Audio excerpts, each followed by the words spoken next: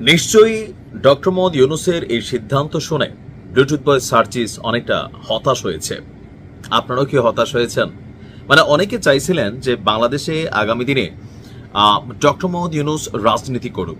অনেক শুভাকাঙ্ক্ষী যারা আছে তারা চেয়েছিলেন, বাট সেই সিদ্ধান্ত থেকে তিনি অনেক আগেই সরে আসছেন।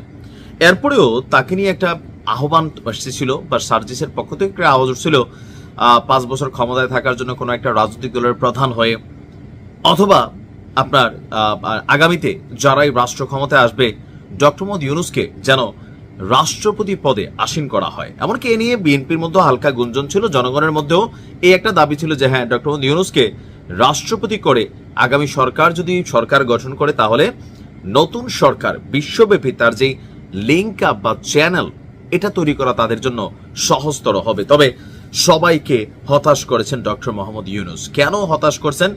কারণ আমার ধারণা গেল 2-1 মাস ধরে এই রাজনীতির মাঠে ডক্টর মোহাম্মদ ইউনূসকে নিয়ে যেভাবে সবাই এনসিপি, বিএনপি, জামাত ইসলাম বা আরো যে দলগুলো আছে প্রতিনিয়ত যে ভাষা প্রয়োগ করছে, কোথাও না কোথাও ডক্টর মোহাম্মদ ইউনূসের রাজনীতি এবং রাজনীতি সংশ্লিষ্ট যে কোনো কাজের স্বাদ মিটা গেছে।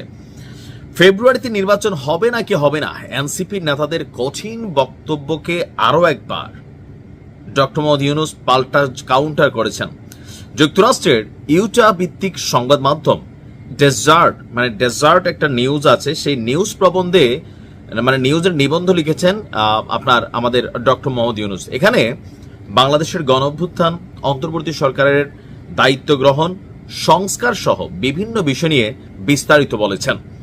এতে আপনার গতকালকে এই নিবন্ধনটি ছাপানো হয়েছে বা প্রকাশ করা হয়েছে।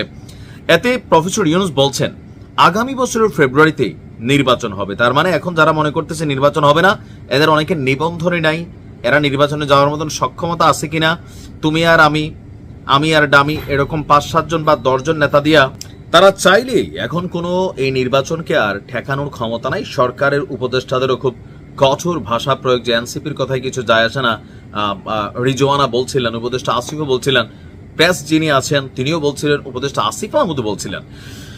তো যাই হোক, তিনি বলছেন আর নির্বাচন শেষেই তিনি রাষ্ট্রের সব দায়িত্ব ছেড়ে দিবেন।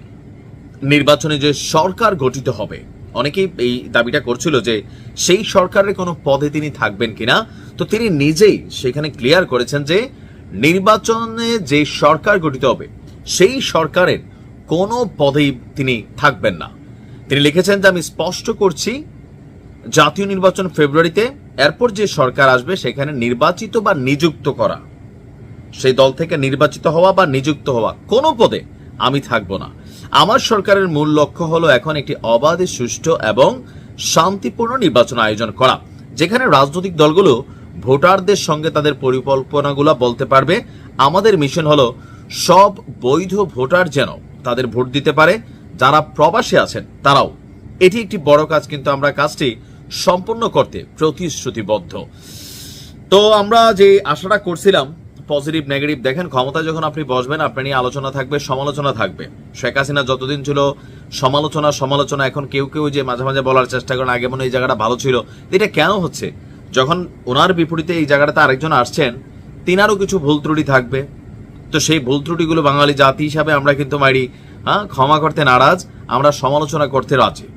যাকেই বসাই দে ভুল ত্রুটি টরুটি কেউই না।